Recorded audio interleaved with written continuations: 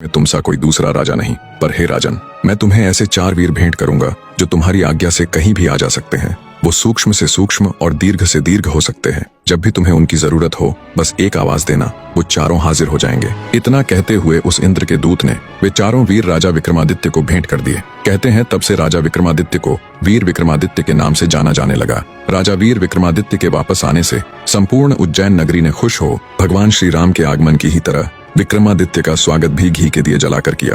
पूरे राज्य में हर तरफ खुशियों का माहौल था। उज्जैन की प्रजा एक बार फिर से अपने चहीते राजा विक्रमादित्य को पाकर खुश थी। महान राजा विक्रमादित्य की जीवन गाथा का किस्सा सुनाकर राजा भोज से कहती है, हे राजा भोज, क्या तुम्हारे अंदर है इतनी क्षमता कि तुम चंद पलों में अपने राज्य को तज कर भक्ति साधना के लिए चले जाओ? क्या तुम्हारे अंदर है इतनी क्षमता कि तुम भगवान इंद्र के दूत को परास्त कर उसे अपना गुलाम बना लो और वर देने के लिए विवश कर दो? क्या तुम्हारे पास भी है राजा विक्रमादित्य की तरह वो 4 शक्तिशाली वीर जो तुम्हारे बस एक इशारे पर तुम्हारे लिए कुछ भी कर दें? अगर है तुम्हारे अंदर भी ये सब खूबियां, तो बेशक तुम इस सिंहासन पर विराजमान हो सकते हो। द्वितीय पुतली चित्रलेखा की बात सुन राजा भोज का मुंह उतर जाता है। विक्रमादित्य के किस्से सुन राजा भोज को खुद पर बड़ी लज्जा महसूस हुई। उन्होंने अपने मन में विचार किया कि वो तो विक्रमादित्य के सामने सच में ही एक तुच्छ मनुष्य है। सच में कितने महान थे विक्रमादित्य, जिन्होंने एक साधु के कहने मात्र से अपना सिंहासन त्याग दिया और राजकाज छोड़कर वर्षों जंगलों में रहकर तप किया। कितने शक्तिशाली थे वो, जिसने देवताओं के भेजे दूत को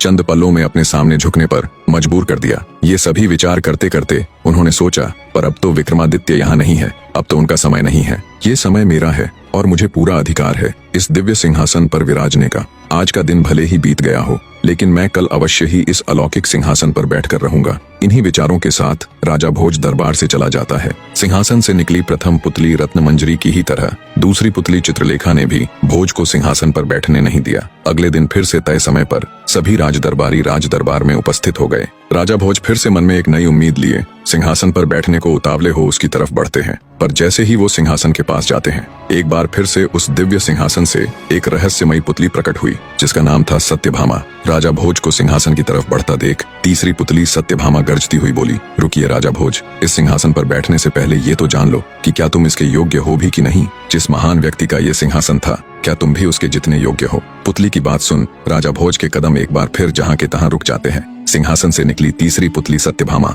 अन्य पुतलियों की ही तरह राजा भोज को वीर विक्रमादित्य का किस्सा सुनाना प्रारंभ करती है। तो सुनो राजन, एक लड़की की नई शादी हुई थी। सुहाग रात वाली रात वो सुहाग सेज पर बैठकर अपने पति का इंतजार कर रही थी। तभी कुछ दासियां वहां आई और उसे पकड़कर घर के नीचे बने तल घर में ले गई। नई नवेली दुल्हन दासियों के इस एकदम से किए गए व्यवहार से अचंभित हो गई। उसे कुछ समझ नहीं आया कि ये उसके साथ हुआ तो हुआ क्या। वो कुछ समझ पाती इससे पहले ही उसे पकड़कर लाई दासियां बोली, आपके पति की आज्ञा से आपको जीवन भर इस तल घर में बंद रखा जाएगा। पहले से ही उलझनों में फंसी देवयानी के लिए ये वचन किसी परमाणु बम से कम नहीं थे।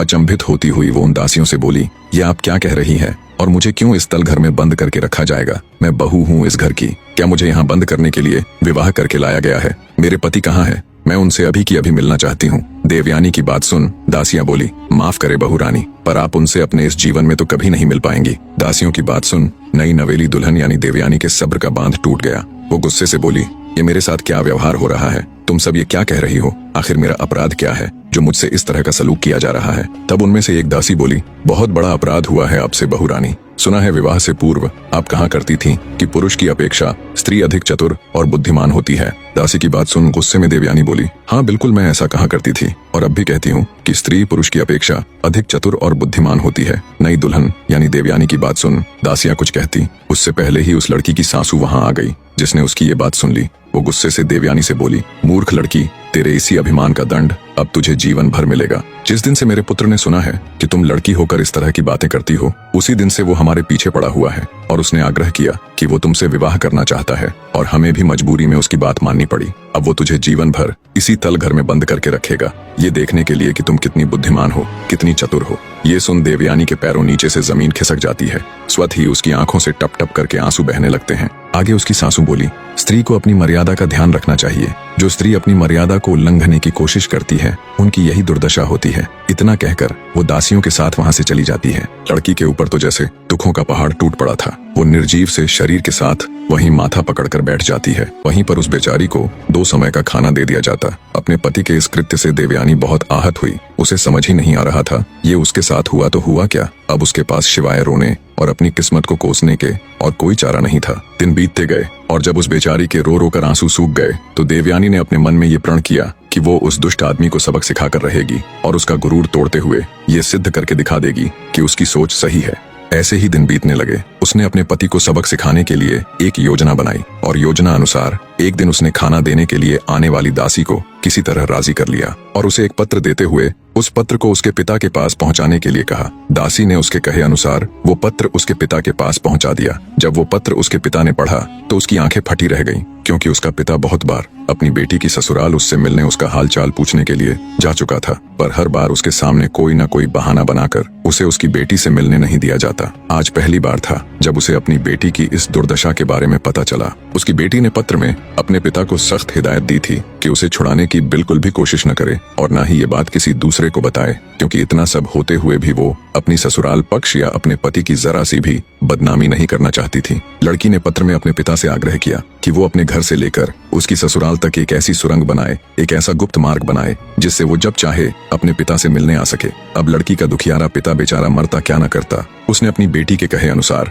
सुरंग बनानी शुरू कर दी और कुछ महीनों बाद वो इसमें सफल भी हो गया। एक दिन हमेशा की तरह लड़की बेचारी गुमसुम सी बैठी हुई थी। तभी उसे जमीन के अंदर कुछ ध्वनि सुनाई दी। कुछ ही देर में उस गुप्त मार्ग के जरिए उसका पिता उसकी आंखों के सामने था। बहते नेत्रों के साथ लड़की भागकर अपने पिता से लिपट गई। देवयानी का पिता उसकी हालत देख अत्यंत दुखी हुआ। लड़की सुरंग के रास्ते अपने पिता के घर आ गई। अब वो हर रोज उस गुप्त मार्ग से कुछ समय के लिए अपने पिता के घर जाने लगी। जाने कितने दिनों कितने महीनों बाद उसके चेहरे पर मुस्कान लौटी थी और उसने खुली हवा का एहसास किया था। अब वो स्त्री हर रोज उस सुरंग के जरिए अपने घर आने जाने लगी। स्त्री ने अपने पति को सबक सिखाने के लिए ग्वालन का रूप बना लिया और पिता की सहायता से नगर के बाहर एक छोटा कच्चा मकान बनवा लिया और कुछ गाय भी पाल ली। अब वो ग्वालन के वेश में अच्छी तरह से बन ठन कर अपने पति को रिझाने के लिए उसके आसपास रहकर, जहां वो अपनी मित्र मंडली के साथ उठता बैठता था, दूध बेचने लगी।